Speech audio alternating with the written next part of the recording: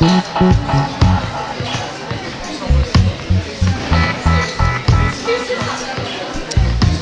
started Scout because, it wasn't really like a brilliant idea. It was like, we want to do a project. We should start a company in order to do that through. We came up with the idea of Scout because we liked the idea that we were kind of looking at vacant or overlooked spaces and scouting them.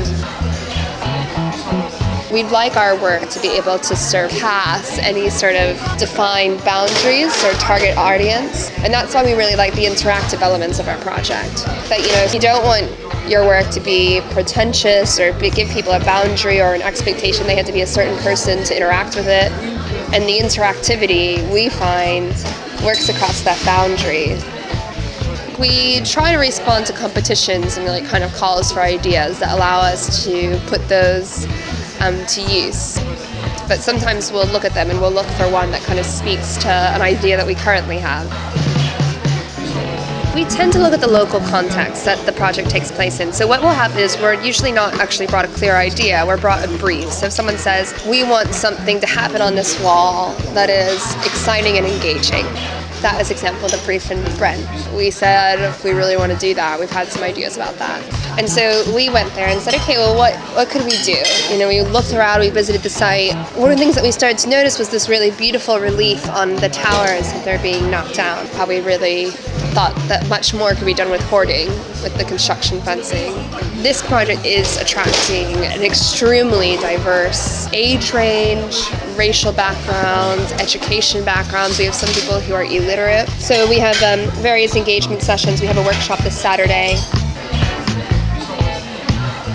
Films and Fishes, which was probably my favorite project because it was our first, and in that case it's kind of the baby that started it all. It was more challenging to engage the locals in that scenario because we didn't have the funding to be able to basically pay anyone else or really give people subsidies, for example, for local tickets, which is something I think we would have really liked to do. And we tried to do our best in terms of we went around to local businesses and just gave them a couple free tickets. It was probably the longest project in terms of the complications in delivering it. We had started thinking about it. I think we actually committed to the idea in January, and then it didn't open until July. And over that period of time, trying to deal with everything from raising the money to actually do it, to applying for the planning permission. We try to always look at things quite locally. Something like the South Wing was a bit more challenging. This brief was for marketing placements, basically. They wanted it somewhere that you could come up to and read about what was going on, and they wanted it to somehow reflect the neighborhood.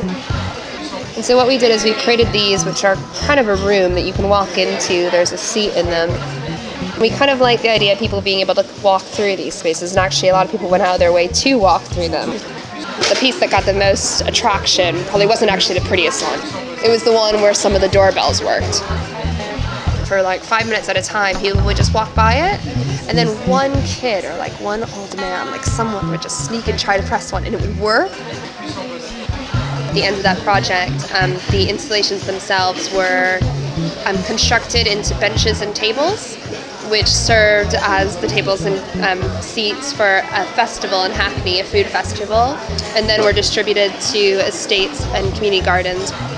So we are really interested in the life cycle of projects. I think that's something that is challenging in kind of installation art as a whole, is thinking about, using your resources to the best of your abilities. I think one of the things that we strive really hard to do, and we still find very challenging, is making the project relevant and having an impact. Because many times you can deliver something that's quite playful, very much loved, but I think after a while, it just disappears and doesn't really make an impact on that area.